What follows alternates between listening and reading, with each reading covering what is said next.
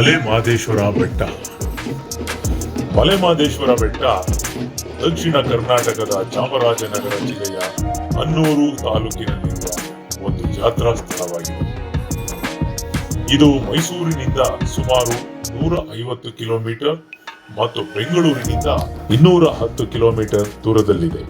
ಶ್ರೀ ಪುರುಷ ಮಹದೇಶ್ವರನ ಪ್ರಾಚೀನ ಮತ್ತು ಪವಿತ್ರ ದೇವಾಲಯ ಅತ್ಯಂತ ಜನಪ್ರಿಯ ಶೈವ ಯಾತ್ರಾ ಕೇಂದ್ರ ಮತ್ತು ಅತ್ಯಂತ ಶಕ್ತಿಶಾಲಿ ಶಿವ ದೇವಸ್ಥಾನವಾಗಿದೆ.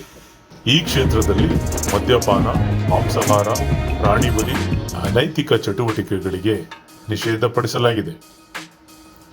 ಒಮ್ಮೆ ನೀವು ಮಹದೇಶ್ವರನ ಆಶೀರ್ವಾದ ಪಡೆಯಲು ಮಲೆ ಮಹದೇಶ್ವರ ಬೆಟ್ಟಕ್ಕೆ ಪ್ರವಾಸ ಮಾಡಿ.